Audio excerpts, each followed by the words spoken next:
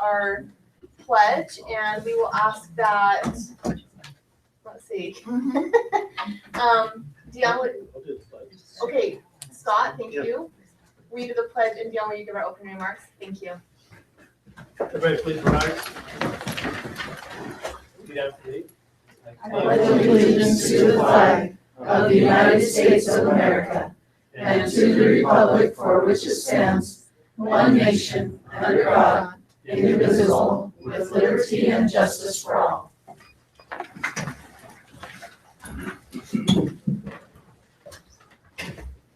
dear Heavenly Father, we're grateful for all the many blessings that we receive. We're grateful for the past moisture, the good it's done for our city. We're grateful, Father, for this city and the people in it.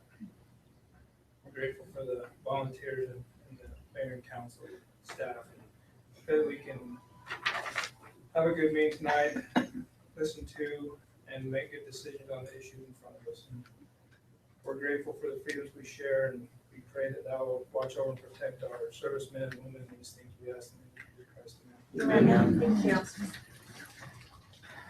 Okay, we have approval of tonight's meeting agenda. Scott, is there any changes? There's not. We just have the one item that's noted that we're going to continue to October 20th. That was the twin home. Yes. Okay. And that was going to be October 20th meeting, so So I don't think we need to take action until we know. okay, striking 9A, that's already on there. Okay. Can I get a motion for the 9A? Can I get a motion for the approval of tonight's meeting agenda? Mayor Pro Tem, I make a motion to approve tonight's meeting agenda. A second. Motion by Craig, second by Cindy, all in favor. Aye. Okay, we're at the open session portion of our meeting where members of the public are invited to come up here to the podium and state your name and address and share with us any thoughts, ideas, concerns you have about anything going on in the city, and we will listen. So go ahead and open that up. Okay, seeing none, we'll go ahead and close the open session and move on to our consent agenda items. These are items that have been discussed beforehand, are non-controversial, and do not require further discussion. Included in those consent agenda items are the city council meeting minutes from September 15th, September 22nd, as well as the approved change order number 2 and payment request number 7 for S&L Incorporated for the Shannon Fields Phase 2 project, and also the consideration for approval payment request number 3 for Gerber Construction for the Battle Creek Micro Hydro Power Generation Project. So Scott? just, and I forgot to mention this, but on 6B, we're not approving change order number 2, just a payment request. Okay, Change order number 2 will probably be a little bit Come later, We're still okay. working some things out. okay.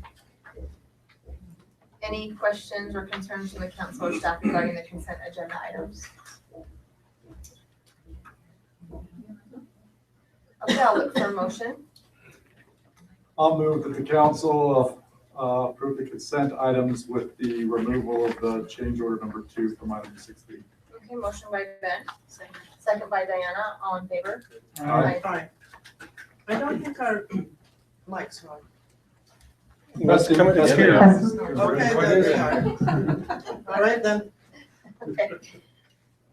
We don't have any board commissioner committee appointments tonight, so we'll move on to agenda item 8A, and this is a presentation by our wonderful Becca Mallory, our victim advocate for the Pleasantville Police Department, and she's going to give us an update. Hello. I'm sorry, I feel like I talk about the same thing every time, but this month is Domestic Violence Awareness Month, so that's what their purple ribbons are for. So I'm just going to kind of go over some basic information about domestic violence. First of all, what is domestic violence? It is a pattern of abusive behavior characterized by one partner's need to control the other by using a range of tactics. While the frequency and severity of physical or sexual violence may vary, coercion, intimidation, and emotional manipulation occur on a routine basis throughout the relationship. So it includes physical, sexual, emotional, and economic abuse, and any combination of those. A lot of people make excuses that domestic violence is a result of drugs or alcohol, mental illness, being provoked, stress, the lack of anger management. These are things that I hear a lot of victims say, but it's just a way to make excuses and not make the perpetrator actually be accountable for it. Some of my fun statistics that I always love to do.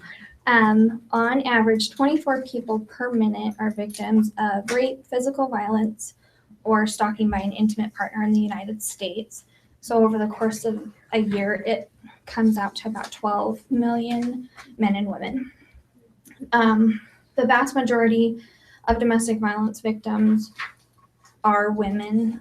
It seems like a stereotype, but it's actually factually backed up.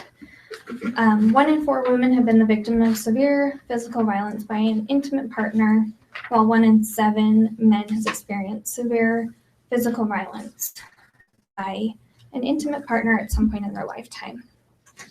A woman is far more likely to be killed by her spouse, an intimate acquaintance, or a family member than a stranger. So instead of just leaving with my sad facts, Domestic Violence Awareness Month is largely about what we can do to prevent it and to kind of raise awareness. So these are just some ideas about what we can do to make domestic violence our business and try to alleviate it. Cultivate a respectful attitude towards women in your family and at your workplace. Avoid behaviors that demean or control women.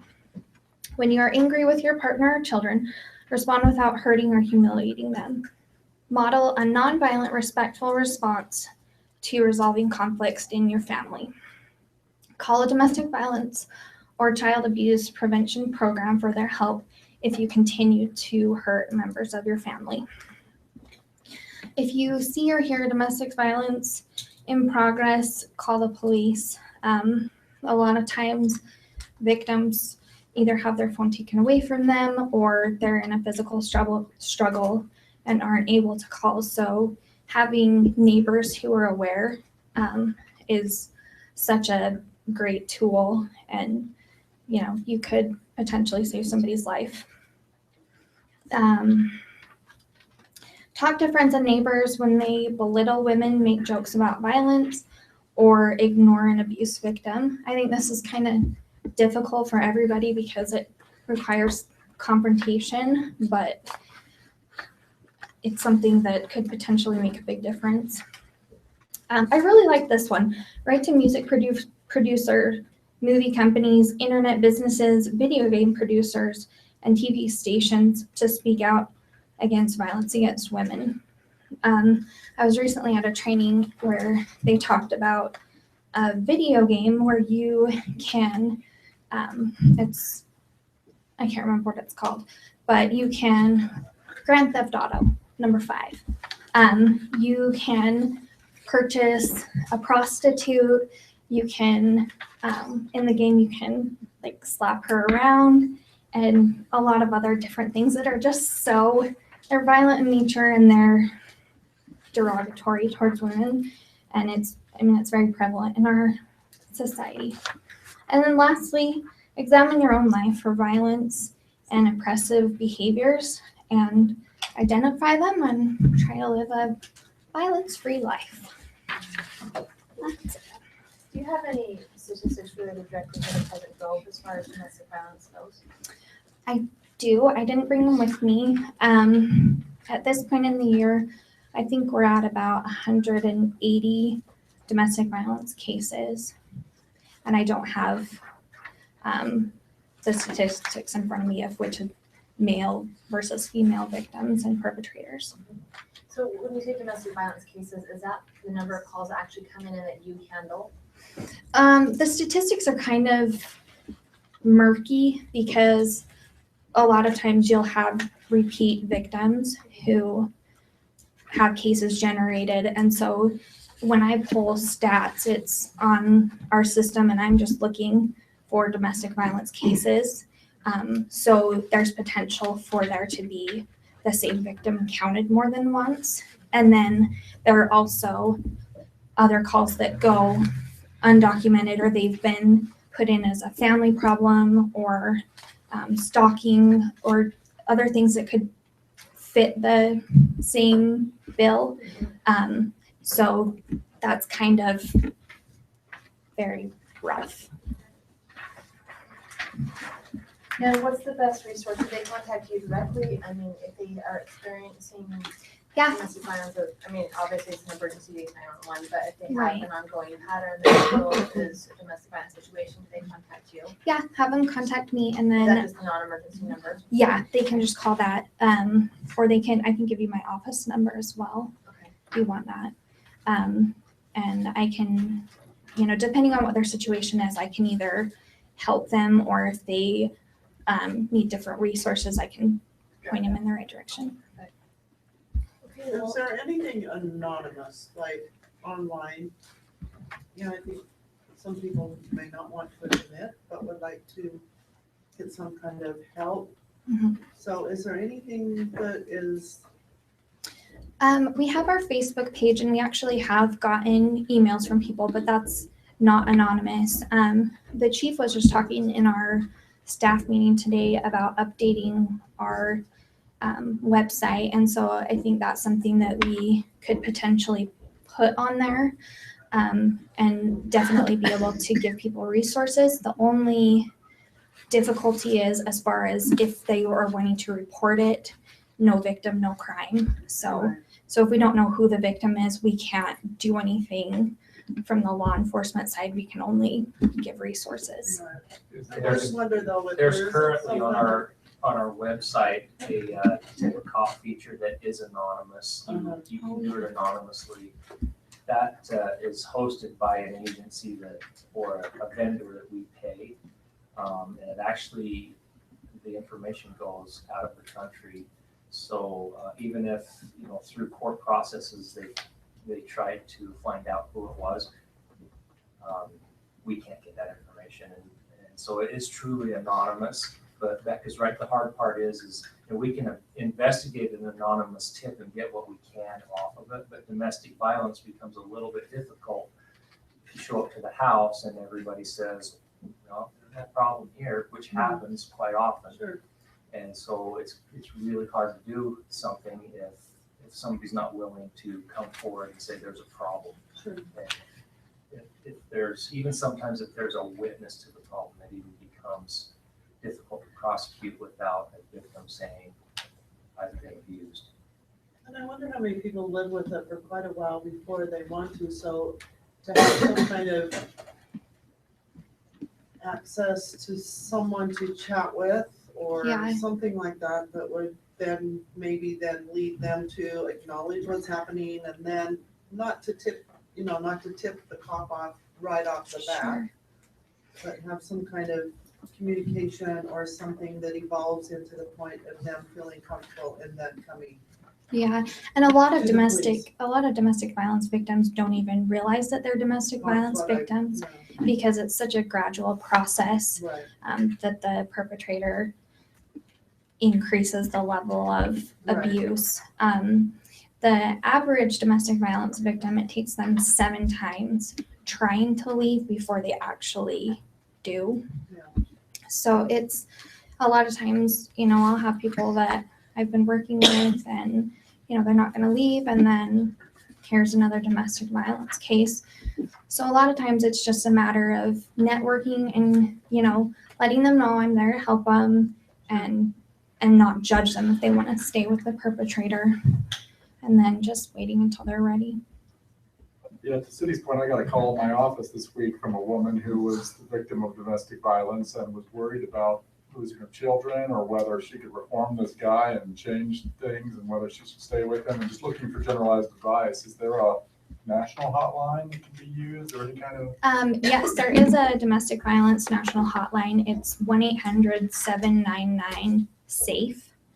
And there are actually so many resources online for domestic violence, all over the country. So So part of part of us wanting to kind of beef up our webpage is to get more of those resources readily available to our citizens. So they're not searching the web for it, so we can have just links, domestic violence, here's resources, here's links, and we're gonna be working on that. Love it. Good. So, does Lystra, do anything at the high school? Like, is there any kind of a program where this is being taught, it's being explained? There was a word that you used that next to abuse, it was something, control, abuse, and is it harassment? Coercion? Coercion or something. So, I don't know, is there something at the high school level that, any kind of classes or anything that they're doing to let kids know that if you've seen this in your house? Honestly, not really that I'm aware of, and it's definitely something that I think would be great to implement in high schools, and not just if you see this at home, but there's a lot of dating violence that, when I think about kids dating, I don't even think about violence, but it's becoming more prevalent, and especially with cyber crimes and that type of thing. So I think it's something that we can definitely work Even for a towards. girl to know that she or a guy, that they're in a relationship where there is a dominant control Yeah, that is unhealthy. yeah, And sometimes they just don't even know what that looks like. They right. don't know what it feels like, and they don't realize that they're there. And those are the same people that Then will marry Become- someone that's yeah. similar to that situation. exactly. So I think that's something that we could definitely work towards.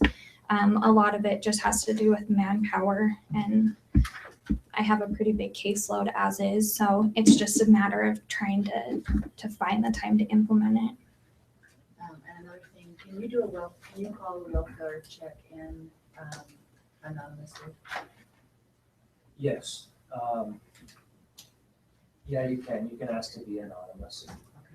And sometimes we just have to take, on an anonymous call, if there's, depending on what the information is, it may not be enough for us to do anything, and people need to realize that. If you call in and you don't want anybody to know who you are, we have to take that information at what it is, and sometimes it just doesn't give us enough to really do anything. Does that make sense? Yes. It's such a day and age of But if civil you're in the rights store that and you witness some violence. abuse, Yeah, call it and you in. don't have any idea. Once again, the problem becomes, especially with domestic violence, the victim's not going to acknowledge that there's a problem. And, the perpetrator usually has them pretty well trained, but no, nothing happened. I don't know what you're talking about. So we kind of really do push, especially as dispatchers, to get the information, and generally you can tell them, we're not going to tell them that you're the person that called, but we need the information so that if we need witness statements or that type of thing, but then there is the potential that they could be called to court. We've had pretty horrific cases, and some just recently, where continual reports have been made, never by them, never by the victim, but by people living close enough to hear the problem. And our officers will show up, and there's absolutely been domestic violence to the point that there's contusions, there's bleeding, and the victim just will not cooperate. And it's heartbreaking. And the officers, it's hard on the dispatchers, it's hard on the victim advocate, it's hard on the officers, because they see this continually, and they see a situation where they're going, one of these days we're going to come and the victim's going to be dead. That's the end result, but they refuse to accept. And we, even to the point of filing charges that we know we probably won't get because we have no victim. But, so there's sad situations out there, and Becca does a great job of offering every resource available to try to get them help, get them counseling, but sometimes you can only do what the victim allows you to do. And those are the cases that the best thing I can do is just have an open line of communication with them and let them know when you're ready, come back to me and I can help you, And that's kind of, it's hard to not be able to do more, but that's kind of the nature of the beast. So Debbie wanted to say something. Yeah, another resource that you can use if you want to make it anonymous, if they have children, you can call DCFS because it's against the law to yeah, have domestic violence in front of children. So anyway, just thought I'd plug that. And kind of along with that, if we receive a report of domestic violence, DCFS is also notified, so they determine if they want to have further follow-up done regarding it. Becca, are there any other questions from staff or council regarding her presentation? We appreciate the resource you all in our community. Thanks. Wish more people knew they had such a great resource right around the corner they could call. Spread the word. It'll be our job to make sure they know about that, so we can put it on our website, Facebook, and we'll help spread the word about what you have available, so. And next time I will have an uplifting video. Okay, and this is the nature of your job, so this is reality, so we appreciate it, thank you. When do we see you next? Not till next year. Okay. That's just in a couple of months. Okay, we'll move on to agenda item, let's see, we're on 9B. This is a public hearing to consider for adoption ordinance 2015-41, amending section 1011E-2-1, permitting conditional accessory uses, adding use 5511 to allow for new and used auto sales in the downtown village zone for Pleasant Grove, and this will be presented by Ken. Okay, council, I need to let you know that the applicant contacted me and let me know that he was unable to come tonight. He's requested that you continue the item. I told him I wasn't sure if that would occur, but that I would forward his request to you. So I told him if you were to continue it, it would most likely go to the October 20th meeting. Council, are you okay with continuing the item? Absolutely. Sure, I'm comfortable with that. Continuing that? Yeah. I think he needs to be. Okay, do we need to make a motion for that, Kathy? Okay, can I like a motion to continue 9B, the public hearing, to October 20th? Next time, I move that we continue 9A, 9B. 9B, oh, you're right, sorry, 2015-41 until October 20th, 2015. Okay, motion by Diana, second by Eric, all in favor? Probably be a good idea to formally continue item 9A as well, just so it's in the record for notice purposes. And still like us to do it that way. Did we do that when we put the consent agenda though? Well, by formal motion, one of the things that she's had us do in the past. I'll just make a quick motion for 9A that we continue the public hearing for adoption of ordinance 2015-40, amending sections 10.6.2 definitions 10.9B.6.1 lot area per dwelling and 10.15.32 twin home development standards to date certain of October 20th, 2015. And I'll second that. Motion by Ben, second by Diana, all in favor? I just thought we could keep a good clean record for noticing purposes. Thank you. Okay, we're on to agenda item 10A, and this is to consider for approval the final plot for a 2-lot subdivision called Honeysuckle Estates, being approximately 0.66 acres comprising 2 lots located at approximately 975 South Locust Avenue in the R19 zone, presented by Ken. Okay, so Honeysuckle Estates is a property that we've been looking at for some time now. Mentioned last week that we had talked about this property with the Transportation Master Plan Amendment. It's on the corner of Locust and 1000 South, and the property is big enough to be subdivided into 2 lots into that zone, the R19 zone, and it just had some difficulty when we tried to subdivide it down through here. A little bit odd shape, and also recently you'll recall that we amended the definition for frontage of corner lots, which allowed them to be able to use their lot in a more efficient manner. So with those 2 things being approved, this subdivision plat is able to be approved. The preliminary plat for this subdivision was approved recently by the Planning Commission, and staff recommends approval for the final plat. And we discussed this last week as well. Because it was done a couple times. Any questions from the council to Ken? Nothing for me. All right, I make a motion that we approve the final plat for the 2-lot subdivision of Honeysuckle Estates, approximately 0.66 acres, comprising of 2 lots located at 975 South Locust Avenue in the R19 zone. Motion by Diana, Second. second by Ben, all in favor? Aye. And Bones too. Aye. Thank you. Oh. He's good. Is he okay? Okay. And let's see, I think this one might be by voice. Diana, Yes. Cindy? What? No? I'm sorry, that's right, that's 9B. I was getting too excited. I just wanted to do that tonight, so we'll go ahead and hold off. the resolution. Okay, we're on to item 10B, to consider for adoption resolution 2015-033, amending the fee schedule for rental of the Lions Sportsman Center, adopting the policy and procedure manual, providing for an effective date, and this will be presented by Scott. So we've been working with the Sportsmen and the Lions on the use of the Lions Center building, which is something that's been done for years and years. We had an agreement that was dated back September 25th, 2003, that we wanted to update. So we updated some of the fees, which is represented here in the agreement. We clarify what the sportsman's responsibility is, and those that are allowed to use the center at no charge, which is the Lions Club, Sportsman Club, Muzzleloaders Club, Air Gun Group, and Center Stage. We also, That's just funny.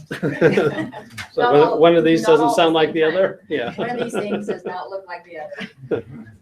So as we've gone through that, the city reserves the right, since it's our facility, we get first priority. If we use it sometimes for elections, for city meetings, and so forth, but it's usually the two main people that use it, well, three, are the Lions Club, the Sportsmen, and the Center Stage. So we've worked with these three groups to get this agreement set, and it took us a while, but we reached an agreement on this, and as from staff's perspective, we recommend that we approve the agreement and get signatures from Sportsmen. Now, Center Stage isn't a signee on this. They're a city program. So Sportsmen and Lions would both sign it, and we use this moving forward. Scheduling wise, we meet every 3 months, the city, Center Stage, the Sportsmen's, and the Lions. We go over the upcoming schedule to see if there's any conflict dates. Usually there are a couple conflict dates, and our last couple times we've met, we've resolved it in a timely manner without any heartache. So that was positive as far as that's concerned. So we have everybody playing well together as far as making sure things are handled. Just an increase in fees or about the same? I think we had a slight increase in fees. We had an increase in our deposit. We found our deposit was too low, and some people would come in and rent the building and not clean up or do anything and just let us keep the deposit. And we were spending more money cleaning up than what the deposit was. So we changed the deposit. We did change the fees as well to make it probably a little bit more aligned in what our cost is as a city to maintain the facility. Okay, so a copy of the contract is. It's in the packet. It's in our Yep. packets, and so everyone's had access to that. Any questions regarding what's in the contract? I got a chuckle out of the policy manual having a missing photo where it said insert photo here at the Lions Club. Oh, yeah. I hope the official one has a photo in it. That's a good one. We'll get a photo in there. Perfect. Okay, so if there's no further discussion or questions for Scott, I'll go ahead and look for a motion. I'll make the motion that we adopt resolution 2015-033, amending the fee schedule for rental of the Lions Sportsman Center, adopting the policy and procedure manual, and providing for an effective date. Motion by Ben, Second, second by Diana. By voice, Diana, yes. Cindy, Yes. Eric, Yes. Sid, yes, Ben, Yes. Bones, yes. Bones, yes. You really writing that in there? Okay, motion passes. So let me just explain Bones. Halloween's like my favorite holiday. Okay, Lynn, Anyway, favorite holiday, favorite time of year. There's elf on a shelf at Christmas time where the little elf comes to everyone's house and, every day. I thought, why not do this with a skeleton? So he's been coming to our house, doing kind of crazy things. I thought he wants to now get out of the house and go around the city, so we're gonna start, we're gonna support some local business and departments, and his first outing is a city council meeting, so, show him some respect. himself. So it's gonna swarm in if he's gonna be voting. That's true. Thank you, Scott. So, anyway, so this is Bones, and you'll see him around the city, and it's just, I thought, we'll combine the city and Halloween and have some fun this month, so. Anyway, thanks for playing along. And also pumpkin cookies, it's October, so all things pumpkin, so please, I don't know if I have enough, but please, you're welcome to take one. If I don't, let me know and I will get you one. So anyway, welcome to October in my world, so. David's running. I was wondering if we were ever gonna move from there. So, While you're up. and it looks like Halloween throw up in my house, so, for me, that's a good thing, but you're welcome to come by anytime, and Lynn and I share a love for Halloween, so it's kind of fun. Okay, we'll move on to item 1011, and this is item for discussion where, public comment if needed, and it's discussion regarding the police department sewer line. Can I just clarify something on the agenda, and this is something we'll be changing for the future. Item 11 has always been items for discussion with no action, but we have had instance like tonight where there is a discussion item which the council might want to take action on. So instead of bringing it back a week later or 2 weeks later, we're going to change this 11 to say items for discussion, potential or possible action taken or something. That will be the headline. Okay. Yes. We did notice at 11A that there is a possible action if the council wants to move forward on this tonight. So with that, we'll turn it to Mike. Glad to be with you again, in a different light.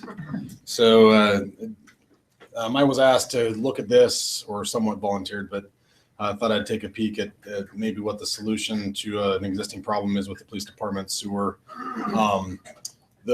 What we originally did is currently the police department sewer line comes out of the south side of the building, approximately under that window well. It comes out here and has a 90-degree bend currently, and then comes out here, and there are two sewer cleanouts that are on that line. And then it ties into a main line that runs from 100 South all the way up almost to Center Street and services City Hall, the library, a number of the buildings on Main Street, sewer out the back to this line. And so that line's been in place for a lot of years. When they connected the sewer line from the PD to that, the one kind of unique thing about this line is right here at the manhole, they have what's called an exterior drop in the line, which means that the line is coming up here 3.5 feet higher, and then at the manhole, it drops down about 3.5 feet. And so one of the things that has caused, I guess, from looking at that, this is higher than it needs to be because that line was laid higher. You would do that reasonably if you had just slab on grade type construction, no basements. You would try to raise it up so you limit the amount of impact you have to the surroundings. So it's not uncommon to do that. But in this situation, it has, I guess, caused a little bit of the problem that we're seeing. So we did some quick estimates. We measured down elevations. We're estimating that this line right now is placed at about a 1.7% slope.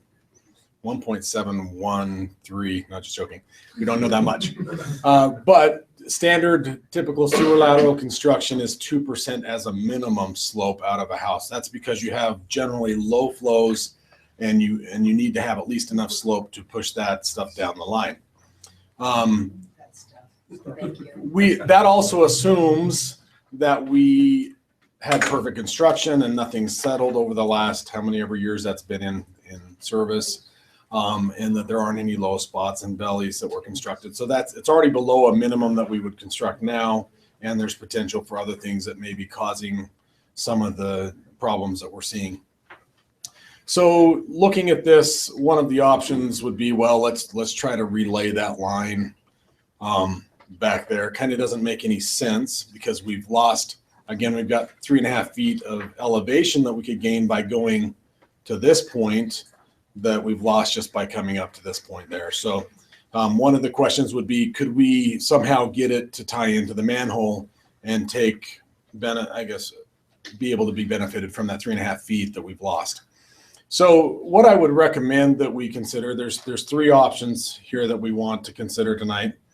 One option would be to just extend the sewer manhole, and the sewer main line. Essentially, we would core into the side of this existing manhole, put in another manhole up here about 140 feet to the east, right in first south, and then put in a new 8-inch main line that would go between those two. The reason why I'd recommend that is this is kind of my first recommendation. I mean, ideal project would be, let's get that sewer line a little bit further to the east. That way, if we do ever potentially do something with community development or the fire department, then we could also potentially connect to that line. Right now, there was a 6-inch lateral that stubbed out of this manhole about 5 feet, and it's capped as if it was almost planned in the future to come over here to community development. It was never installed, and if we ever needed to connect to it, if we just did a lateral, which would be another option, is to run the lateral, the 4-inch lateral, all the way from here all the way down and out here, and we could look at different alternative paths to get there. But that would be kind of your second alternative, is just run the sewer lateral there. It would be slightly less expensive to do that, but overall, you're pretty much the same cost, because it's only $3 difference per foot of pipe, and you're still at the same depths, whether you're doing it with an 8-inch pipe or a 4-inch pipe. So you do have the cost of a $4,000 manhole to install there, but it makes a lot of sense to get it further to the east. So option number 1, I love when it does that. Nobody look at my password. That didn't go. It's not being recorded at all. Okay. 4, 5, 6, 7, 8. Hey, I got it right the first time. I lucked out. So first option, install the manhole, 8-inch sewer line, 140 feet, and then just install a new lateral. If we did that, we can go from a 2% slope up to a 6% slope. So much higher than the minimum standard, shouldn't have any future problems. Right here, the depth of that line would be about 12 foot deep, so it accommodates future connection potentially to the fire department and community development buildings if that ever was found reasonable to do. So the third option, I don't know if they would like, we talked about maybe renting a porta potty, putting it outside, $3,500 plus, some expense to clean it. So we can get some heat out there, some power. Anyway, that's really not an option. I'm just joking. We have really kind of 2 options here to address this, and I would just recommend that we just consider doing the main line option, extend that up, and take benefit of that in case for the future. So that leads us to probably the important part of the subject, which is the cost. Can I ask a question before we get to the cost? Yes. So, so by doing this will eliminate the flooding? I mean, we've only, in my mind, only talked about what we're gonna do. So how is that going to stop? I would like to have an explanation how that's gonna stop what already happened to happen again. Okay. Right now, what we're assuming the problem is, which we think it is that we've got blockage happening in the lateral as it connects out to the main. Okay. We video cameraed the main, and there is no blockage in the main at all. It's clean. Okay. And the location that it connects to the main actually is very clean as well. So we don't think there's a problem there. We believe the problem's somewhere in this lateral line coming out of the building. And so the solution would be, how do we fix or repair that line? Again, it's already at a minimum slope. I don't think we can gain anything by replacing that line. So the other option would be then, the only good thing that we have here is that we do have a manhole that is much lower. You don't always have that available to you. In this situation, we do. And so that's why we would make that recommendation. So now instead of going at 2%, we're looking at going at 6%, which is much above the minimum standard and would wouldn't back up unless roots grew into it or something. With the line between here and the building or not? So there would be a new lateral Right there, extended from there, Up to- and we would get it as close to the building as we could without impacting the foundations of the building or anything of that nature. But I would recommend that we could just connect to that 90 there, but my opinion is we should just go as far as we can safely without impacting the building. Okay, thank you. So I've got a bunch of fun numbers because I'm an engineer. So I did a big spreadsheet of all the quantities and costs. And what I estimated it to be was if we bid this out, so we have options to bid that out to a contractor and have them come in and do this work. It's a very small project in respects to construction work. So you're going to see pretty high prices. You got 140 feet of pipe instead of thousands of feet of pipe. You've got one manhole. You've got landscape restoration. You've got concrete work. My estimate on that would be about $55,000 if we bid that out to a contractor to do that work. So we're looking at a pretty high cost. And so as I thought through that process, I was talking with the guys down at Public Works. So option number one, let's get 3 bids from good contractors that work in our community all the time that do a great job for this. And then we'll bid that out, get the lowest cost. But because of the project, the other thing is the time of the year. It's difficult to get anybody interested in this. The 3 contractors that I talked to said, wait until snow flies and then we can talk, because all of their other projects are under deadlines to be done and paved, which means that we're going to be sitting in the same situation that everybody else is, which is if we started now, we may not get paved, at least with maybe a cold patch or something of that nature, and have to come back and redo it, which would add more expense to the project. So that would be, we're kind of late in the game, I guess, to really get a contractor under contract that's willing to do it by the end of this season and try to get something done in the near future.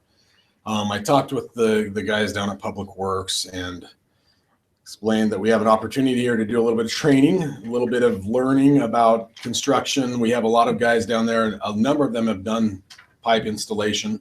We have some newer guys that have not. And so I asked them, I said, would you guys be willing to take on a project like this? And they said they would, which surprised me. But they said they've got a lot of things to do. It is coming to the end of our season as well for the pressure irrigation system. We've got a lot of projects that we've got on hand, but we do also think it's a good opportunity for us to save the city some money, as well as get some training for some of our guys. We'll do an awesome job. You won't know any difference, but it does give us an opportunity to get guys in the trench and see how it's done, so that as they're inspecting other contractors, they can do that work and be more confident in the decisions they're making and how they're doing it. So What do you think that costs for that? that's where we're going. I love this movie build up. So just to kind of look at what we think it's going to take us. So we went through, ran some numbers. Can you make that a little bit bigger? No, that's as big as it gets today. No, I'm just joking.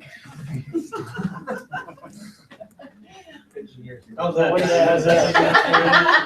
you see it? Thank you. You're welcome. Take your glasses off. Oh, look, my glasses help too. So we anticipate, so we don't have all the equipment that we need to do a project like this. It's 12 foot down. We could try to dig it with a backhoe. It doesn't make a lot of sense for us to do that, or it would take us forever to do it. We do have people qualified to run a track hoe, bigger equipment. We would recommend that we actually lease the equipment that would be needed to do that, which would be a big track hoe. We already have a loader. We already have bobcats and other things like that. But we'd also have to get some trench boxes because it is so deep. We don't have trench boxes that would go this deep. So altogether, our leased equipment for about 2 weeks of work is about $6,000. We've called and talked with them. That's our cost. The total materials cost is $8,000. So you can kind of see as you look at that, we're paying contractors, just another kind of lessons learned from this. We're paying contractors $50,000 to $55,000 for.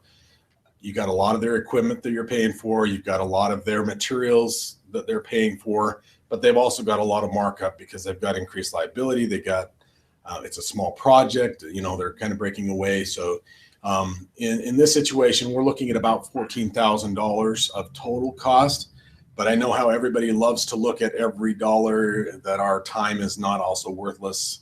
And that's very true. Our time is very valuable down there in Public Works. in the things that we're doing. The man hours, we estimate it to take us about 230 man hours with the guys that'll be working on it over about a week and a half's time. With our city equipment, there's also a value to that. The average cost of that is about $65 an hour for that equipment. Those are the total costs. If you look at an overall project cost, we're looking at a $31,600 approximate project cost. Actual out of budget cost, we're looking at about $15,000 plus or minus, as assuming that everything comes in well. Question. We don't have a track hoe? We don't have a big track hoe. We have a mini track hoe. So we have something that'll dig 6-8 feet. We even have a backhoe that'll dig about 10 feet. We don't like to get down in the 12-foot range, and we could do it, but it's not worth it. So would the track hoe do something other than this job? Okay, so I'm just looking at this in my, so this is just a one-time, we don't use this kind of track hoe. Unless you want to buy us a new track hoe. That's where I'm going. No, right now, unless we start to do more projects like this, we're happy with what we have. We have pretty good equipment down there. There are some, we want to get newer equipment, but at the same time, the equipment we have is good for what we do for the most part. Okay. So you see, so I'm just saying, how much would $6,000 go towards a track hoe if it was something? Very little. Okay, that's what I'm So, saying. yeah. Yeah. Yeah, those are very expensive pieces of equipment. A couple $100,000, couple hundred. So plus. I'm not thinking that little track hoe that I use. That's a used one. So they're right. expensive. So that's kind of where we're at. We feel like if we were, the other thing that we have to keep in mind, if you come to me in 2 weeks and give me this decision, we're going to have a tough time really getting it done. We've got the pressure irrigation system we're shutting down. We've got fire hydrants that we're working on. We got some meters, city meters and things that we've got on our plate. We're trying to winding down. We've got our pump houses that we're shutting down and cleaning up and things of that nature. Now is a perfect time for us to really jump on this. If you make that decision, if you don't make that decision, it's going to take us a longer time to get that coordinated in, which is going to run us into some weather delays with the asphalt and getting that placed and doing that. Also, if we go back to that other picture really quick, I do believe that we can maintain, so we'll likely close off 100 South. We would to do this work. We would maintain, you can see we've got enough width here and here to maintain access to both the PD, City Hall, and to Community Development Fire Department. So there would be adequate widths to do what we need to do to barricade that off and still provide access through to those two buildings that are critical for us to maintain access while we're constructing. There will be a little inconvenience of not being able to turn left there as we construct this portion of that, but it should be pretty limited for a couple of days. So. Okay, and this comes out of the sewer fund? Yeah, so this would be a sewer fund expense. I don't know if there's a particular line item that has that in there, if we have to do a budget amendment, but For facilities?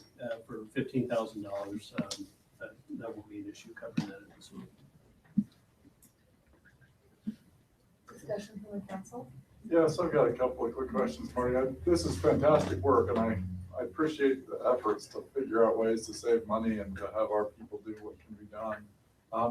What's the implication for the long term of this work if we end up getting recommendations from our PSB committee to build new buildings out here? Is this going to be a sunk cost that's not useful for some future project, or would it still be valuable? I think what I was trying to explain before is I think unless the building's constructed over the sewer line, which is probably not likely, then we can connect to it. It's 12 foot deep.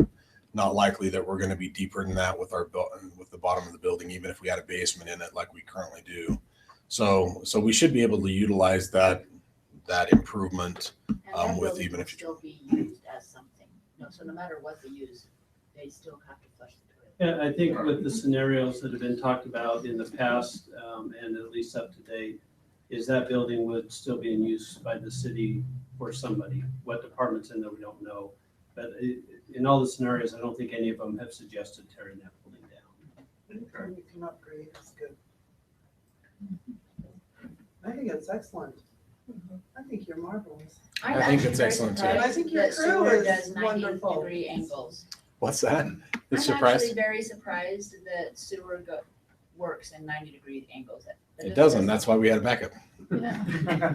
Just joking. No, actually, there are long sweeps, and there are 45-degree bends that are, generally you'd recommend doing longer sweeps, so that it kind of pulls through it. It's not just a straight angle, because those would be more difficult. I don't But think we're I- ever going to get a straight answer out of Marty. I love it. Sorry. But thank the guys, tell the guys, wonderful. Nice that you could turn to them and come up with that solution together as a group. They're great to I work think with. it's They're good. Fantastic. Can you give us a sense of the urgency of Kudos. this? I mean, is it, right now, it's clear and running the way it should, right? We're not. I don't think it's Well, clear. it could back up tomorrow though. I mean, we don't know. Well, how many backups? I mean, That's my how are we? question. How many times is it backed up? and how I don't know long the is answer the to that. I haven't problem? been here long enough. You know, I don't know, we haven't kept track, but it's, you know, over the years, it's been several times. And what causes it, I don't know. I mean, I could pick a couple people who I know. I think our issue is we had a backup, a couple of months ago, and we had some potential damage to some evidence in there.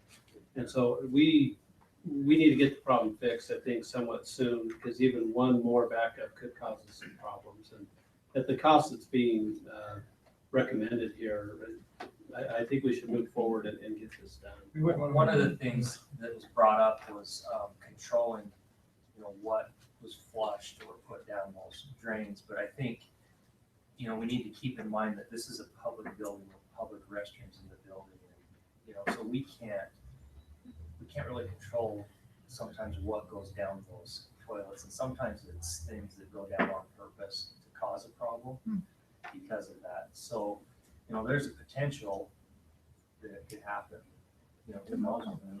And I know I've spoken in some other meetings, but we've had prisoners before who flush things on purpose, you know, they flush their own t-shirt or underwear down the toilet on purpose just to try to cause a problem.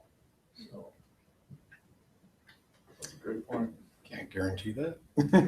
Well, we have a lot better chance though if we have the longer If it's- run and the yeah. fall than Yeah. what we have. And a bigger pie. So Marty, you're saying right now, if we go ahead with the option 2 of having Public Works do this, you're saying, when would your kind of start date be? Next week, we would start mobilizing. We have to get the rented equipment on site. And would start getting all the stuff ordered. It's pretty quick. But we would need to start sooner than later because we are running to the end of our paving season. And we are getting to a time that we start really picking up our work at the end of the irrigation season.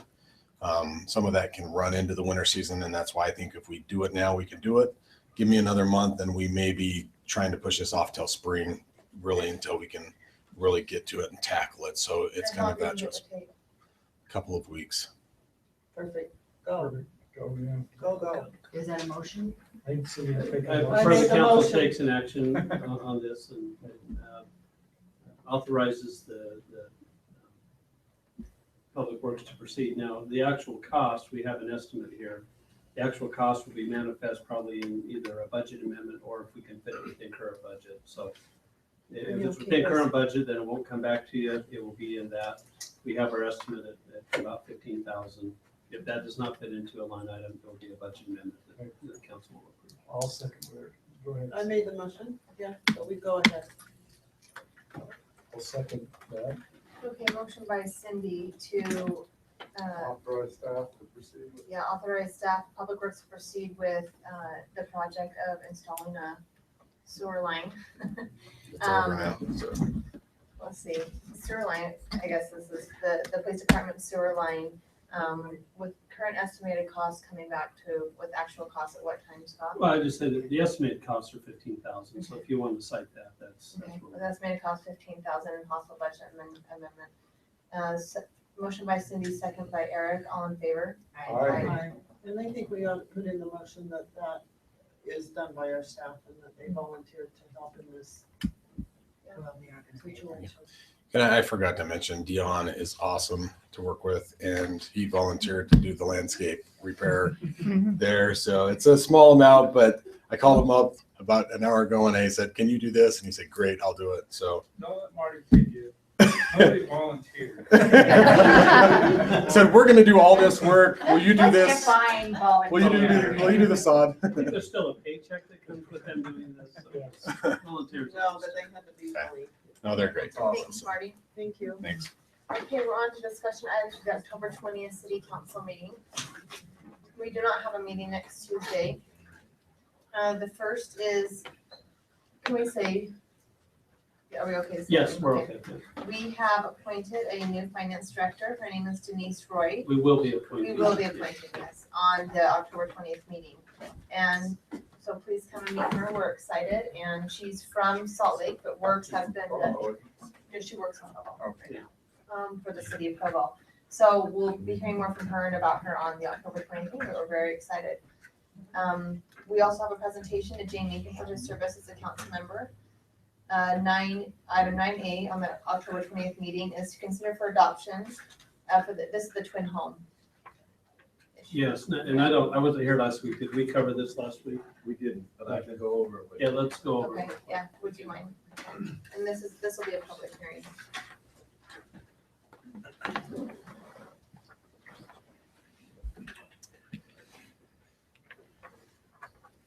Okay, maybe I've got that out of order, but we'll skip that. Okay, so this is a staff-generated text amendment. It's basically a housekeeping item. When we have reviewed some of the recent plans or requests for various types of homes, there's two different types of two-family dwellings that we permit in, well, I guess there will be three once we do our accessory apartments. But currently there's duplexes and twin homes. And there's a little bit of confusing language in various sections of the code in separating how we deal with either one. And so we have come upon this recently as staff and decided this is probably something that we ought to take care of. So I'll try to briefly go over the highlights of what is being accomplished with this text amendment. So in one section, which is known as Twin Home Development Standards, it does talk specifically about twin homes and not duplexes, but there's not enough clarifying language. So what we'd like to do is to add some verbiage that will clarify that twin homes would be designed to appear as a single family home. Entrances and garages shall be on different facades, not necessarily on different sides, but they shall, have some different facade for each unit. On the corner lots, they won't share the same frontage. So on that instance, they would face different streets. Permitted only in the R1 and RM7 zones. Fencing to divide the units can only happen in the rear yard. Again, we're trying to make it appear as a single family residential neighborhood unit. And CC&Rs would be required for landscaping or the maintenance of landscaping. And that's basically for, in line with the next thing, separate lots for each unit plus a common area. So that Common area meaning, so it would be subdivided, the property would be subdivided. So the units would share a property line, wall to wall, divided right down the middle of the building. And then they would own their own separate unit land. And then the rest would be common area between the two of them. And then they would have some CC&Rs that would cover the maintenance of the landscaping. a very nice example of this is directly east of the mortuary, east on south, is that right? Now in a duplex setting, this would not be required. A duplex could just have two units on a large lot, as long as the lot was sufficiently large to meet the zoning requirements. The two units could be rented out, and it's just all one property, and so that would be maintained by the property owner. And then there's two definitions that deal with this, and so we needed to add a little bit of clarifying verbiage there. So in this one, the two-family, I'll just read through the definition. It says two-family dwelling, a building arranged, designed for, or occupied by two families, living independently of each other and containing two dwelling units. Now that can be, with that kind of language, can be either twin home or duplex. But here it says also known as a duplex if not platted to allow individual dwelling unit ownership, or as a twin home if platted to allow individual unit dwelling ownership. Okay, then there's another definition listed as twin home, and it refers to the definition for dwelling one family, semi-detached twin home definition, but also adding the verbiage located on property that allows each dwelling to be sold individually. And then another section talks about lot area dwelling, and this is where we have the ability to put 2 units on a larger lot. So as long as it's, well, let me just read through what it says here and then I'll go further into that. Not more than 1 single-family dwelling may be placed on a lot or parcel of land in the R1 zone unless the Planning Commission approves a 2-family dwelling with the same density. Now, we've kind of struggled with what exactly that means, but we have interpreted that to mean that you can put a duplex or a twin home on a lot as long as the density is not increased more than what a single family zoning would allow. So in other words, it allows for, in an R18 zone, minimum lot size of 8,000 square feet.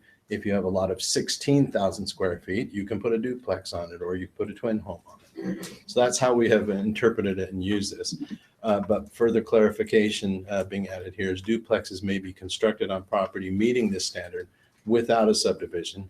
Twin homes intended for individual ownership must be subdivided before property sale occurs. So again, it's just kind of clarifying the division between duplex and twin home and how we deal with those, and just making sure that it makes sense in the code. So that's basically the proposal there. It's a housekeeping item. So on a twin home situation, when when separately owned, how do you show the common areas on a site plan or a plat?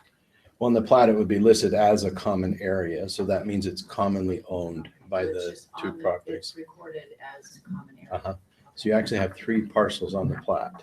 You've got each unit plus the common area. Be like a 2-unit townhome with the footprint of the building and then the rest of the lot is what you can call it. Any other questions for Ken? Okay, thanks, Ken. Mhm. We're on to item, let's see, it'll be 10B for next week, and this is Tina's item, but it's to adopt resolution. So we have another No, you have another. 10A, which is Oh, a there's separate 10A. item. Yeah. Oh, I'm sorry, Ken, go ahead. Okay, so that was the first item that I had on here. So it's the Northfield Plat C. That says preliminary. I haven't changed that from the final to the final. So it's a final plat. So this is the property. This property received a variance through the Board of Adjustment in 2012, and then a zone change also in 2012. So the property could be subdivided. As shown here, the property as originally constituted was like this, and they wanted to subdivide it right at that location. The zoning line actually came up to this point. So all of this was zoned RR. And then this line right here made this smaller portion of the top of that property in R120. That didn't work for an R120 lot. It was, I'm not sure why the zone boundary was put at that location, but they did have, the council did approve the zone to change down to this location down here so that an R1 lot, R120 lot could be created. And also because of the variance for lot width in through this area, it's got less than the required, but the variance was granted by the Board of Adjustment. So it was all set up in 2012 to have this subdivision approved. It actually went to the Planning Commission, and they did approve a preliminary plat for this subdivision. That's where it stopped for some reason. It didn't come forward as a final plat. So this is the plat, basically nothing new coming forward, but just in its final form, so it can be recorded. And it has already been sold. The properties have been sold, illegally subdivided. They're going through the legal process now to have it subdivided. Any questions for Ken? Anything else we need to know, Ken? Okay, now we're on to resolution 2015-033, requesting the recertification of the Pentagon State Justice Court. Thanks, Ken. You know what this is, Scott? It's just recertifying our courts. I think it's a standard operating procedure. I don't have details on it, but All right. it's pretty straightforward. Okay. Just for the record, I don't know if we passed the resolution 033 today, so. I just noticed that. Needs to be I can fix that. Okay. Okay, item, let's see, 10C for next week will be presented by Dagan, and this will be for approval and acceptance of a gift of 10 acres located at approximately blank. And approve the mayor to sign a letter of acknowledgement of the valuation of the property and 3-year salary restriction. So the approximately blank is approximately 1600 east and 100 south, which is an address that's not inside the city. That's really blurry. No, it's blurry. You make it bigger for Diane. Can you zoom into that? I don't know why it looks like that. Oh, don't look at it while it's. Is that better? It's shifting on the computer probably. Or is it trying to autofocus I don't know. Okay, well, don't look at it too closely. So, the Azels own about 22 acres of land, and I don't have it highlighted. So they have property that kind of comes through here. And so the bulk of it is outside the city limits. So this gold line represents the city boundary. That's BLM. It's actually, there's quite a bit of private land up here that's outside the city limits. It's not until you get up in here before you get into Forest Service. So Azels are kind of a long line of owners here. There's been some consideration a number of times before the council about annexing more property in and allowing development to occur. There's a lot of really challenging things for developing up here. They're in a position where it's to their benefit to have a tax write-off. And so what they've done is approached the city and said, we have 10 acres of land, so this green crosshatched area that they would like to donate in trade for the city committing themselves to not sell it for at least 3 years. And I expect that we'll probably be able to do that and maybe hold it for a lot longer than that. And also provide them with a letter of donation verifying its valuation. So they provided us with a professional appraisal of the property. So that 10 acres was appraised at about $1.8 million. And so the only string attached to this is that we don't sell it for 3 years. And we give them a receipt. Wow. So this is property that, 1.8 million. $1.8 million. I just got chills.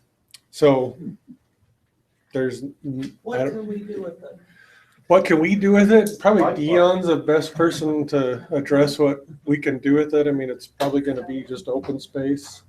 Most likely in our Parks and Trails master plan, we've identified this area as open space from the southern end to the northern end of Grove Creek.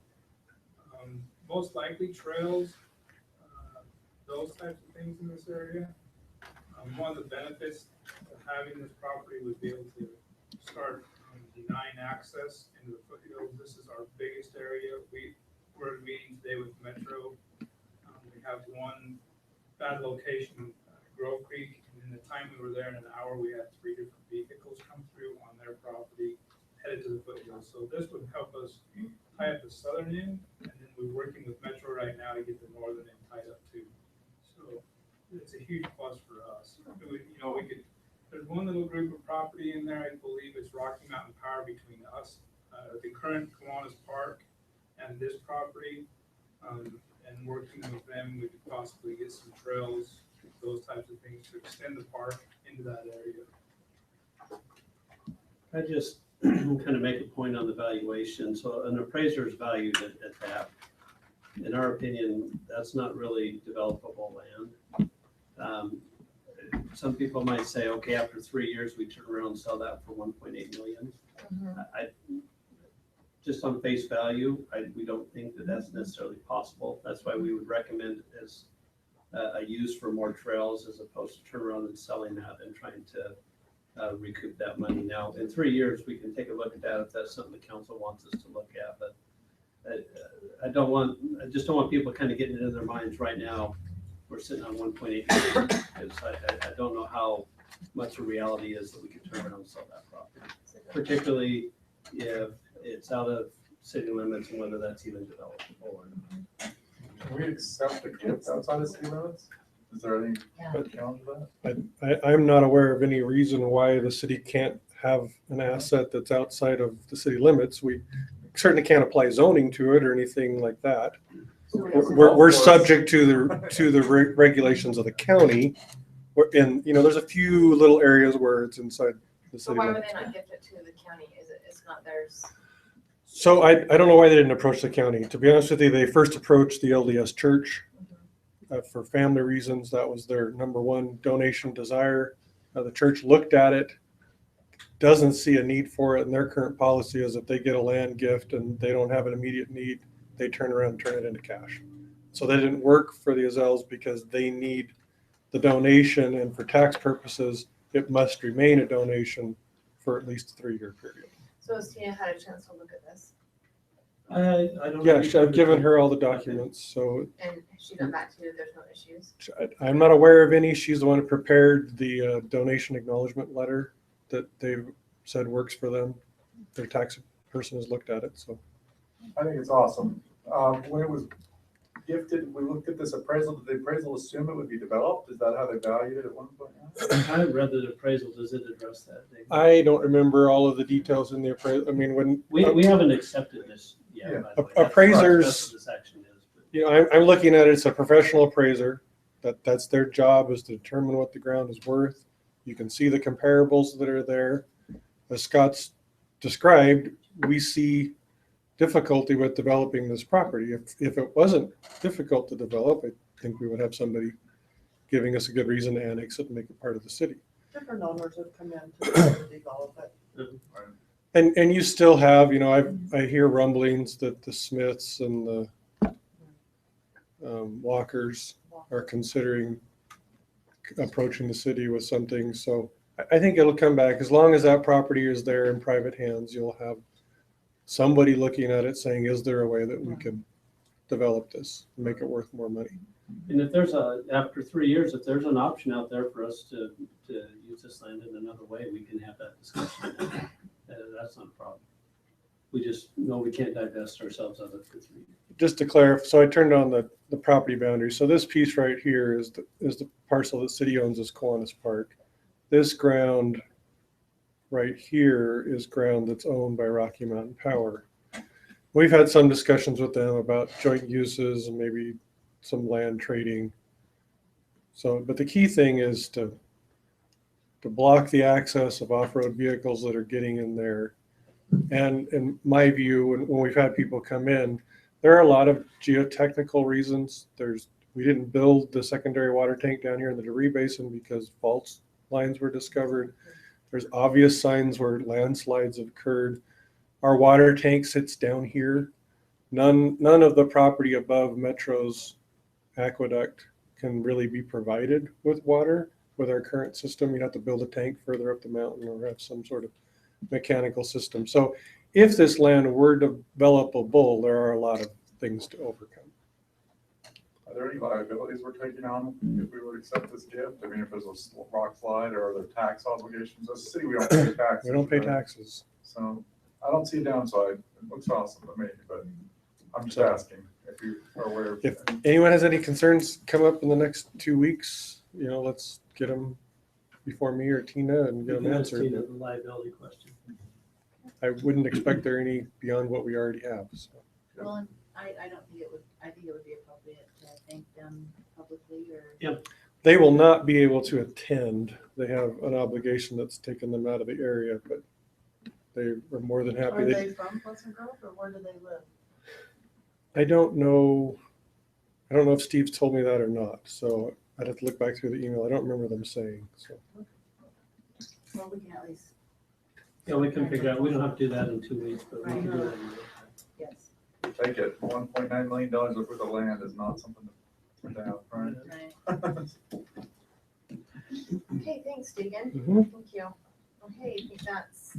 We do have 2 other items that aren't on the agenda. One will be the site plan approval for St. John's Properties and their initial phase 1 of their project. This has gone through the planning commission and through our design review committee. There are a couple issues, I think, as staff, we still have with the design of the structures. And we'll present that at that time on the 20th. So are they trying to work through those before they present it? They've already gone through them, so they've received approvals on both those levels. So is Daniel trying to look through any of the design, or is he, what it is, what it is? Well, so his design is what it is. So as staff, we have some issues with the design to some points where we don't think it meets code. So we need to review that with the city council to say, before the 20th, we'll send you an email saying, here's the points where we think we might have issue. I've talked with Daniel about this to let him know that, hey, we have some issues with some of the design standards. Mhm. I think he sees it a little differently than we do as a city. So, and he understands that. We've had that discussion. He's gonna share his side of it. We're gonna share kind of the staff's view on it. And then we'll kind of work through what the issues are to see if there's a way for the design to look a little bit better, we think, than what the product is now. So that'll be on the 20th. We'll have that discussion. And then we also received a boundary line adjustment from 3 property owners on 4,000 North that I believe want to sell their property to a developer, and they want to move their property into Cedar Hills. I've talked with the guy and have told him we are looking at possibly putting a sewer line in there, and to maybe be patient with us and let us work through that first. And he says, I don't want to wait. I want to get in front of council as soon as possible. So he's going to be on the agenda on the 20th, and he'll come and share his. Who was it you spoke to, Scott? Was it the real estate person or the property owners? I did not talk to the property owners. I talked to I don't know if he's a developer or a real estate guy or what. But Okay. I think he wants to buy all 3 of those properties. The property owners did file. Right, They're the ones who filed. They're the names that are on there, and right. they've signed it. I just So wonder if the urgency is them or the developer. I've Because, only talked to the developer, and he made it clear he is very urgent on wanting to work through this process. North side, south side, On the north it's just side. next door to me. Yeah. And so I mean, when Tina and I talked about it, we said, West. well, we would really like to get things resolved with what we're doing there before we entertain a boundary adjustment. But this guy says, look, I want to act now. I don't want to wait. And Well, to okay. give a little history too, Yeah. Cedar Hills recently rezoned that area there, I think, in planning for this. So we're at half-acre lots out there. This has been rezoned in that area, so when they do come in, they would get 30-acre lots. Yeah, I'm assuming there was. So a that's the density issue there, motivation behind it, is the actual ability to Get build more lots. more lots than it is. But it's also surrounded by Pleasant Grove, so there's some issues. Yeah, and so part of that is, just like we've done with the ones on 900 West, when it's on the agenda, you have an ability to say no. You have an ability to say, we want to entertain it. That's your 2 options. So if you want to entertain it, then we go into the public hearing process. We give the 60 days notice, and we do that. If the council says no in 2 weeks, saying, you know what, we're trying to get some things figured out, and we're just going to tell you no until we get things figured out on our end, that's an option the council has to say, look, we're going to ask you to be patient with us and do that. So, and Tina can maybe explain it a little better when we get there on the 20th. But he wanted an audience with the council, and so he's going to have an audience with you. So I have a question. Where are we on the numbers then? So will we by the 20th have numbers as far as the sewer? John just sent us a couple days ago the 90% complete plans for the sewer on there. So we have, I don't remember, did I have a cost estimate with it? And we've already have a cost estimate. Yeah, with he's this had a design. cost estimate for a while. Yeah. I haven't seen the updated. So we have the 90% complete, and I don't know what that means, if there's the 10% is just right behind it or what. But our intent was initially to get the design and then get a bid number, so that we have an actual number to take back to the residents. Right. If we want to change that up a little bit and, take our plans, the design, and put another cost estimate to that and take that to the residents before we bid it, we can do that as well. So I think we have options on how we want to proceed with the process. The timing of this guy wanting to boundary adjust just as far as what we were trying to do isn't great timing. And I don't know how that affects a potential SAA if we have 3 property owners there that potentially could be a no vote on this thing anyway, just because they're okay with their property moving to Cedar Hills. But you know, we can say no. I mean, as a city, we can say, well, no, we want this property to stay in, and we're going to provide the service, and you know, the sewer's going to be there. I know Tina sent out a memo to the council that was specific on some of the annexation declarations 20 or 15, 16 years ago that addressed that very issue as to the responsibility of the city on putting in the infrastructure there, the sewer there anyway. So there's kind of a lot of things kind of at play as we've been talking about this for a long time. So I mean, this guy will be here in 2 weeks. He can share where he's at and what he's doing, and you can ask those questions of him. And if there's an ability for him to be a little patient with us, then that would be great. If there's not, then we just have to make a decision on how we want to proceed with that. So I understand also that there is an ability to do a protest to any boundary adjustment also by those people that live around in the area. So that's also an option. Yeah, and that's, Tina would have to answer that. I'm not aware of that. So if there are issues with some of the property owners there, I would talk with Tina about that. So we'll add those 2 agenda items for the Yes, October 20th meeting. Okay. Anything else we need to? I think that's it. Okay. We'll go ahead and do neighborhood and staff business now. Libby? No, I just wanted to ask Marty, he talked about weather delays, so you think we'll get snow this year? My prediction, I have no idea. Almanac says warm. Oh, really? A warm winter. That'd be great. Did it say wet? We want wet. Wet more. Wet, warm is good. Wet, warm is good. Thanks, Libby. Ken? Nothing further. I was going to mention myself that the possibility of the Valley Grove at St. John's property was going to be on the 20th, but we don't know yet whether their Ready? final submittal will be ready for Okay. review at that time. But I would just like to reiterate, as I will at the meeting, that we have some fairly strong concerns with the design of this project. Okay. And you'll make those pretty specific so we can see that and we're kind of all somewhat on the same page, not to predetermine anything, but to get all the concerns as part of a discussion. Right, I will. I'll have a lot of visuals. And just to give a little preview,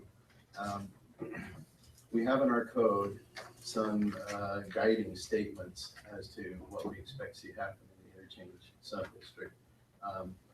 Guiding statements such as development should set a signature image to the gateway of the community. From what we're seeing, just I don't know what image others may have for the gateway to our community, but what I am seeing, it doesn't fit the bill. So that's what we're going to try. And it's not like we haven't worked with them on this. They know what our expectations are, but they know what they want to do, which is the same thing they've done in many other places back east. Ken, one thing, I talked to a gentleman who's on the design review committee, and he said at that meeting, it wasn't recorded, and they really didn't feel, none of them were in favor of the outcome. Or they didn't feel like there was any formal motion or anything like that. So when you say that it was that, or somebody said. No, that was me probably misstating. It's not a design review committee. They're not a public body. Right. They're not required to post an agenda and minutes and report the meeting. Okay. So it's just a. So everybody has been Ad hoc saying that the design review accepted the design after 3 hours. I think he said it was 3 hours and that there were a lot of suggestions. There was a lot of suggestions of how the design could be improved. There was a bit of concern expressed both at the design review board and planning commission that they were aware that the city council had the ability to waive certain architectural design requirements. And so that kind of clouded I think some of the recommendations that came from both bodies, Okay. that they were unsure as to what exactly the council's vision for this area was. And I was a bit disappointed that there wasn't some firmer recommendations coming from them because of that. Thinking, well, the council may just do what the council's going to do. And another thing is that we have seen that they have done this model in other places, but we've also seen that they've done other models that look a lot better also in as many places. Yeah, and I will show you a lot of visuals of their buildings, their projects that they've done in other areas, and also visuals of what we have anticipated, other projects that meet the design requirement. So just trying to bridge a gap here that doesn't seem to be easily bridged. Thanks, Ken. Anything Thanks, else? Ken, for being on top of it. I'm just curious, I don't know if I can answer something. We have two planning commissioners here. I'd just like to know if they thought it was sexy or whatever word it was used that night. No. No? Do you want me to make it? 'Cause it's Sure. Yeah. I'd just like to hear your, Everything that we determined and discussed at planning commission was the ambiguous way of it that we were having to compare. So some of the wording were, unique and signature image, curvature, and none of it could be defined, and everybody had a different view of what that meant. And so we felt it was too subjective and ambiguous. And so therefore, we all struggled on trying to find a way to do anything with it other than pass it on and ask you guys to review the code. Because we think the problem's in the code.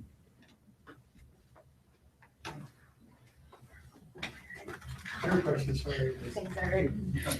So I agree with Jennifer. I think a lot of the issue is going to be the fact that it's very broad and the definitions that we're looking for, there's 7 of us up there and we have different ideas of what curvature is.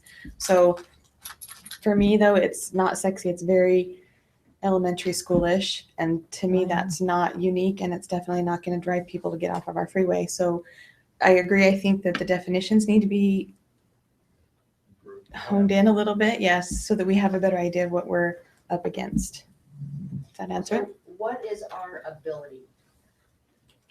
We say, You have the ability We to can waive define it, and there's a purpose in having it being subjective. all of the code requirements in relation to the layout, the parking, the landscaping, all of these things are strict code requirements, and there's not an ability for you to waive those.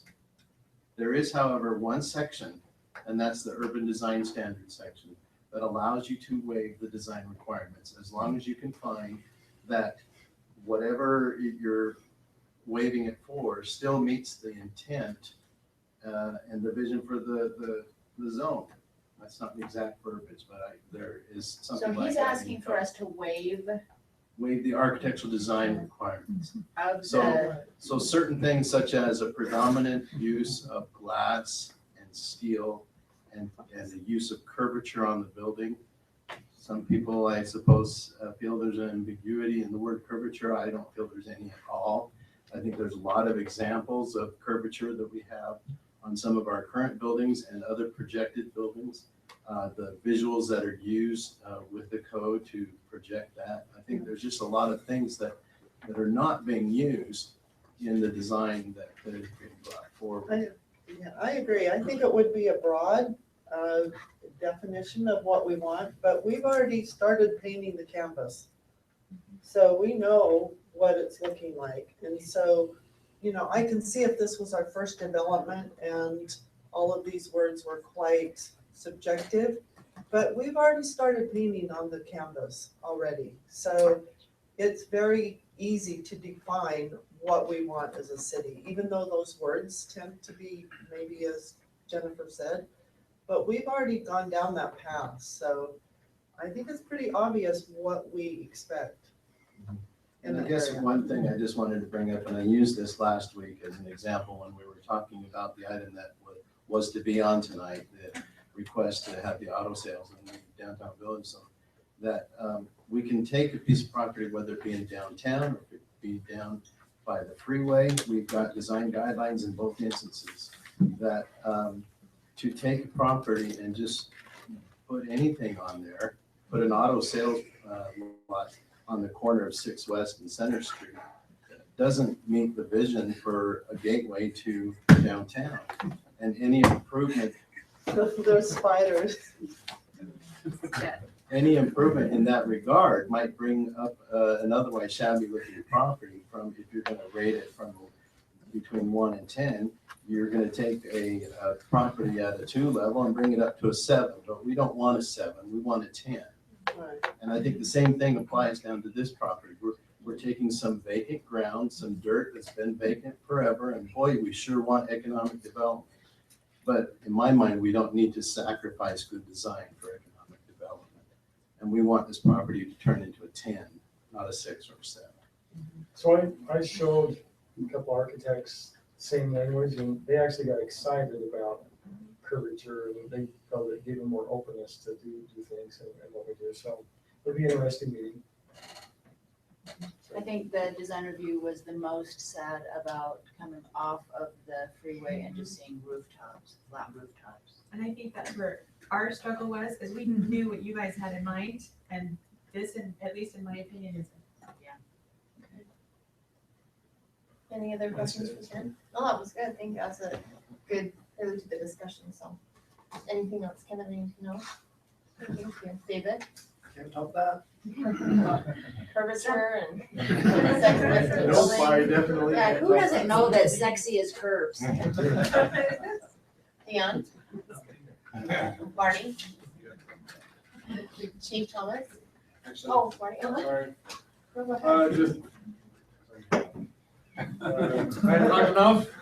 Just let you know the 1300 West pipeline project is underway to pipe the ditch there in front of Jerry Robinson parcel with the Garden Grove development. And that started construction last Friday, and it'll be ongoing for quite a while, but the ditch hopefully will be piped in the next couple of weeks. So that's what you know. Perfect, thank you. And the good ones are happy. And In a relative sense, yes. I'll be happy when it's Mr. done. or Mrs.? We've just started, so not quite there yet, but I think there are pieces, we dug a ditch and I don't think they'll be able to be flooded again now, so. All right, I'll sleep through the storms now. Chief Thomas?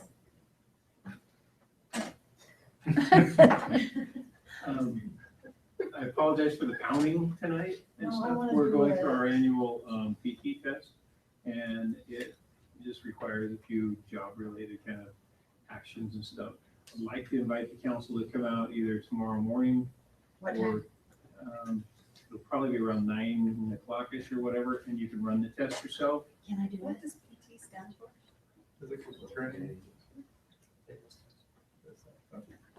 Fitness test. Like PHIT. It's just called a PT test. And anyway, the council is invited, including the library staff. Come on, library. We'll run you through the test. Yeah, then we'll It's run you actually through okay our. until you get to The the last last 2 2 minutes. minutes, you're totally anaerobic and we just see how far you can go on your test. And that's just your decision? Yeah. Cool.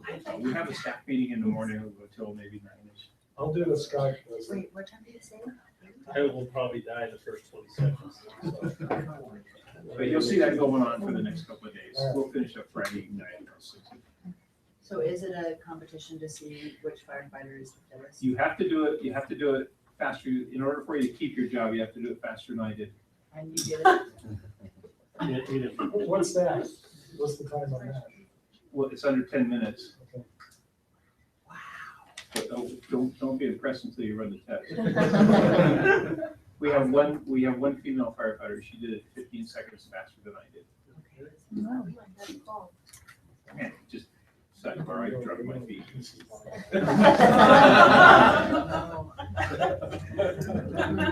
That's all I've got. Cool. Chief Smith?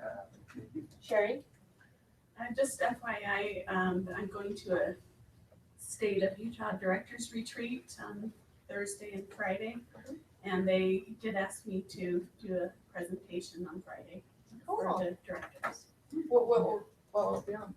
They asked me to do 45 minutes talking about weeding and collection challenges and ebooks and Kindles. Wow. Nothing on the That's cool. elevators. Nothing on elevators. And those are kind of unrelated things, so. That's awesome. Congrats. I mean, word's getting around. That's why they asked you. So that's awesome. Thank you. Congrats, Sherry. Scott? Nothing. Dagan? Just if you were like, I was wondering what the heck was going on State Street to the south of us. I wonder what the heck's going on all over the city, but yeah. You threw lots of other people. That's Questar, so that disturbance is gonna be with us for a while. It'll eventually come back down to here where they're currently ending at State Street right now, so. Just maybe a quick update on, because I mean, the Questar every week to get a kind of coordination where they're at. They are, last week, they were looking at a couple weeks to finish up all of Pleasant Grove work, so 9th West, 6th West, here on First East. And so today we've had some closures. They had some issues getting some welding joints to be adequate, and they should be finishing. After today, we should see some very minor time periods of closure over the next about week, and they'll be done with kind of the area. They'll get it paved back over, and they'll pull out of the area. But for the most part, they're pretty much complete. They've tested, and there's gas. They said there was gas going in the line on Monday, so. If there's ever a weld that we want to pass, that's the good one. And has that been updated on the city website? Yeah, I think they did send me a report this week because some guy quit, the guy that was doing it. So as soon as I'm hoping usually get those on Wednesday morning and update them on Wednesday night. So Okay.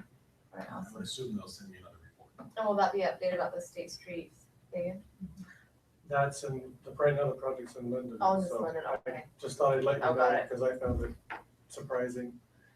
Originally, the work that was going on in Linden at the top of the hill, they're going to be installing a traffic signal at Main Street in Linden. And I thought, okay, this is progressing, and suddenly concrete barrier showed up in the middle of the road. And I go, well, this is a little beyond what a traffic signal would require. Okay, so scratch that. Okay, great. Nothing else other than signing the plan.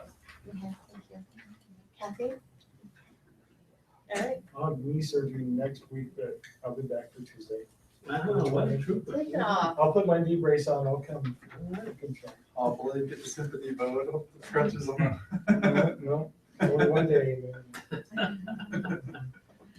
Okay, Diana? The North County Chamber Summit is on Friday at doTERRA, and I'll be running a PT, is that what you call it? A primetime test Whatever in it the stands morning. for. I'm fine with that. I'm excited about that being my workout. Anyway, Anything else? no. Ben? Yeah, I was gonna mention the North County Summit, and everybody that wants to get to that should. It's gonna be an excellent number of speakers, a gubernatorial candidate, a NFL retired player, some good speakers and great lunches and good networking opportunities. And then tomorrow, one of our county commissioners is doing a presentation on a sales tax here in the city in Pleasant Grove Junior High. Tomorrow, if anybody's interested in attending that. It seems like I had some other announcement, but I can't remember it, so I'm good.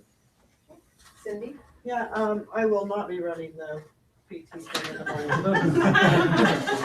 Oh, I remember the thing, I was gonna ask you a question, Scott, because we're not gonna meet for a couple of weeks. Have you heard anything from the school district about the SIDS Memorial? No, I was just thinking about today. I haven't. I'll follow up and see what they're. Yeah, let us know. There's Do gonna be we a have a ribbon ribbon, do we have set ribbon cuttings for anything? Is Sodelicious gonna have anything? Delicious treats. Oh, you got No, like a ribbon? I haven't heard, I could follow up. We always look at Dave now because that's what we asked, so I apologize. You guys supervise the person that is doing that. There we go. I forgot to plug the Fiji Players. Yeah, Oh, yeah. this week. The Butler did it. Yeah. Yeah. It's always the I play. gave away the In the title, spoiler. I know. Okay, and I don't have anything. Does anyone have a blue pen? Do you, Dion? Okay, I need to sign this for Rebecca in blue, so. Yeah, she needs. Anyway, we will go ahead and look for a motion to close the meeting. I move that we adjourn. Okay, motion by Ben. Second